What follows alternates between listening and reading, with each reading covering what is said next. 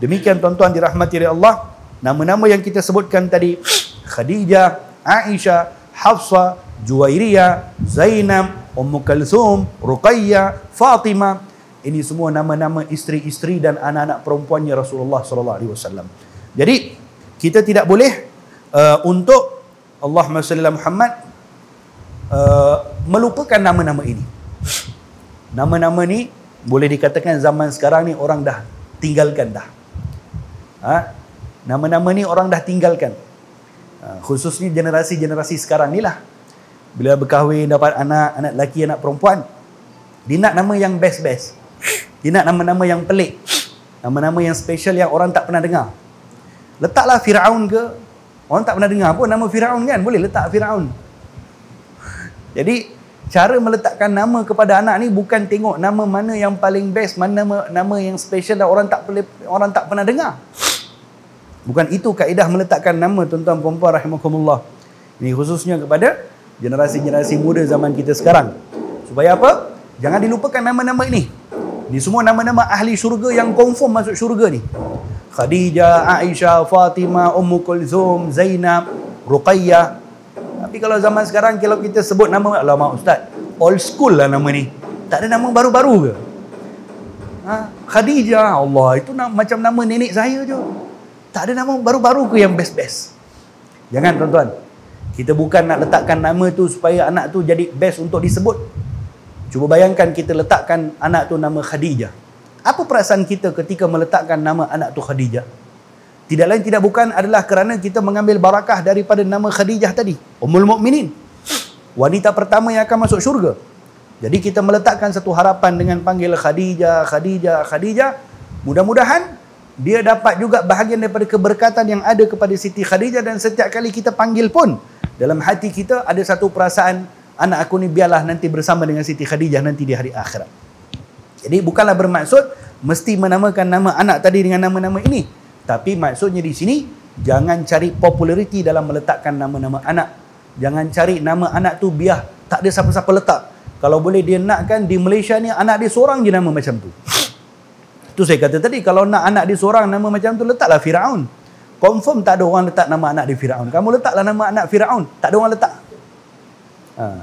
Ada satu orang, apa nama dia kata, saya nak ambil nama anak dalam Quran boleh tak? Boleh, silakan. Lah kali anak pertama dia ambil apa? Dia ambil Lailatul Qadar. Jadi bukan itu caranya pun. Caranya apa tuan-tuan? Dalam memberikan nama kepada anak, cuba kita buka dalam kitab-kitab fiqh. Tasmiyatul abna disebut, tasmiyatul aulad. Ini bab yang cukup penting ada dalam bab munakahan. Memberikan nama kepada anak, ada adab-adab yang cukup banyak. Bahkan disunnahkan ketika memberikan nama kepada anak, tidak menzahirkan nama itu selama 7 hari. Supaya apa? Supaya pasangan tadi ada waktu yang cukup untuk merujuk kepada orang-orang yang tertentu untuk istikharah memilih nama anak. Itu sebab 7 hari pertama tu tidak disunnahkan untuk memberikan nama kepada anak. Kerana apa? Itu waktu untuk mencari nama. Waktu untuk bertanya-tanya dengan para alim ulama contohnya. Supaya hari yang ke-7 baru zahirkan nama tadi. Sekaligus dengan buang rambutnya, akikah dan sebagainya. Jadi cara yang paling pertama sekali, cara yang paling utama sekali, paling afdal sekali dalam memberikan nama kepada anak adalah kita pergi kepada orang-orang soleh, orang-orang alim.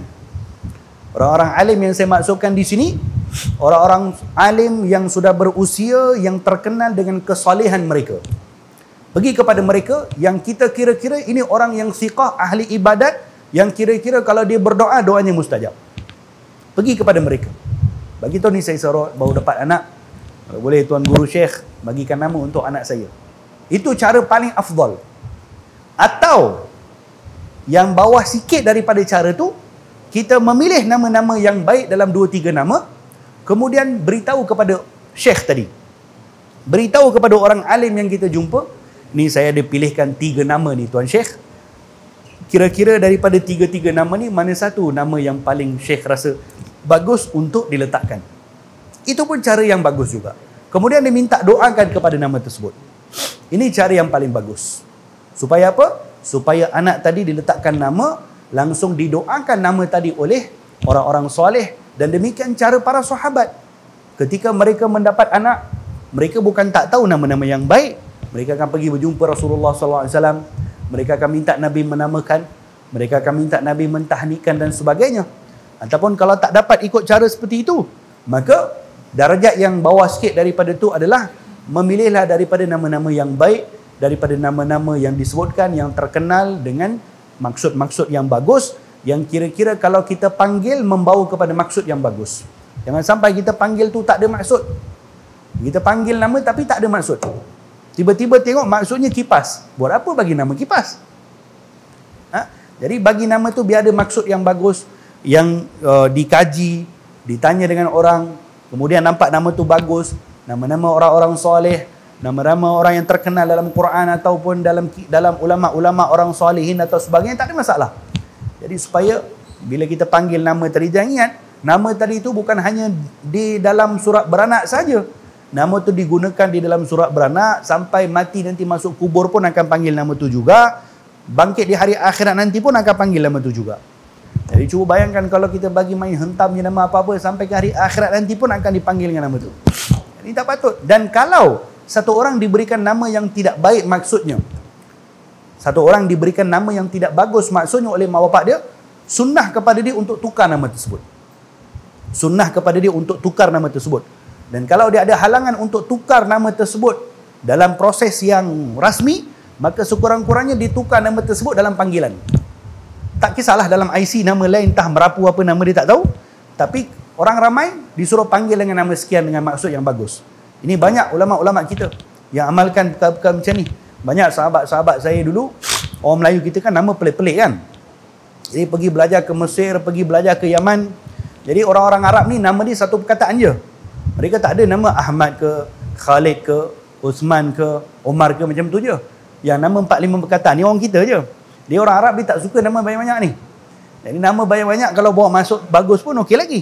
Jadi kalau para masyaikh kita ni, guru-guru kita di negara Arab, di Mesir ke, di Yaman ke mana-mana, mereka kalau nampak budak-budak Malaysia ni yang nama pelik-pelik ni, dia akan panggil dengan nama lain. Dia akan tukar nama tersebut. Maksudnya tak kisahlah nama dalam pasport apa semua, tak kisah, tapi nama panggilan tu disuruh tukar. Dan akan ada keberkatan dalam nama tersebut bila mana nama tu ditukar oleh para masyaikh.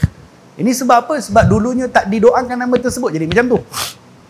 Ya? Satu orang sahabat Nabi SAW, bukti nak bagi tahu bila nama ni membawa maksud yang baik, maka akan ada kesannya kepada perilaku budak tadi.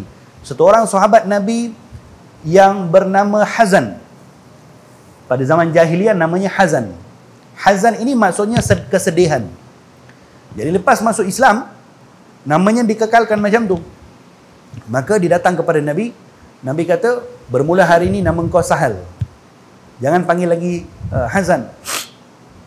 Bermula hari ini nama kamu Sahal. Dan bermula pada itu Nabi panggil dia Sahal dan sahabat semua panggil dia Sahal. Sahal ini maksudnya memudahkan urusan.